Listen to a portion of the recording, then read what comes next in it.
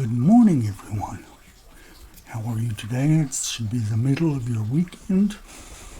I made a response to a video by Level Earth Observer.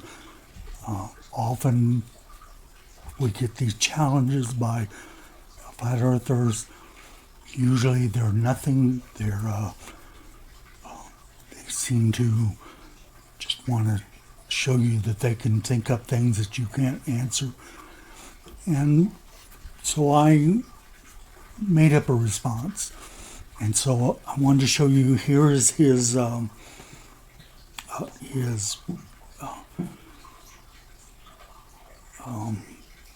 let me find it. Here is his challenge. There are 3 questions. First of all, he says, demonstrate a vacuum next to a pressure system without a solid separation. And of course, the idea behind this is that you would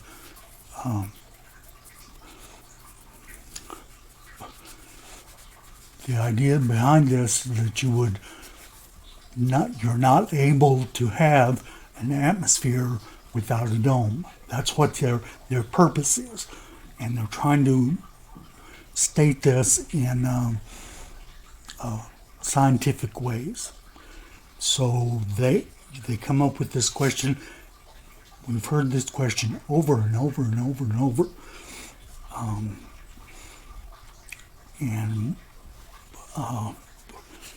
My answer to that is that it's not a vacuum next to a pressure system.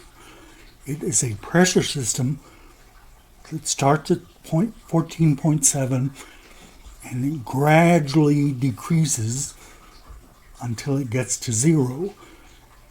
At 0, that is a vacuum. So effectively, we have gone from 14.7 to 0 psi. And that's not a pressure system. You're not talking about a pressure system taking place of the vacuum or whatever. It's a gradual process, gradually going to 0. So someday, I guess, maybe a flat earther will understand that. And so that's his question number 1.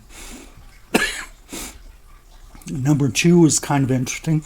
He says, provide me a scientific demonstration of a pendulum that has to be over 2 meters tall and is traveling, but the pendulum is dead still, and suggesting that somehow tower cranes and pendulums could be dead still on a spinning, wobbling, oscillating ball. Of course, they always have to throw in that dig at the what they consider a ball to be, the globe to be.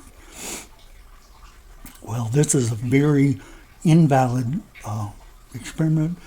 I don't see how anyone is going to answer this question. Imagine a pendulum. It has to be 2 meters tall.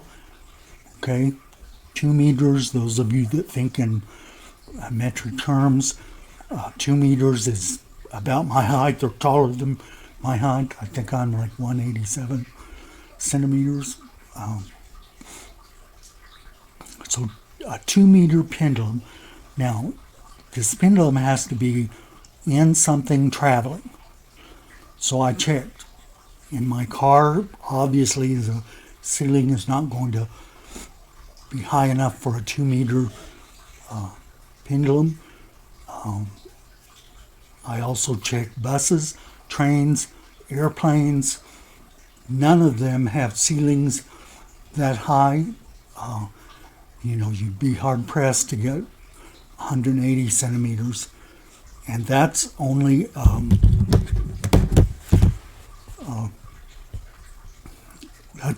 that's only just the rod part. Then you've got to consider the pieces that you're going to make into the pendulum. And so this is not a very good question.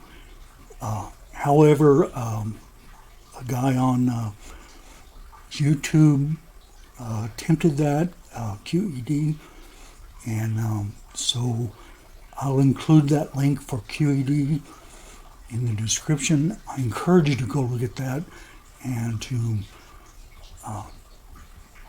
like and even subscribe, because it was pretty good.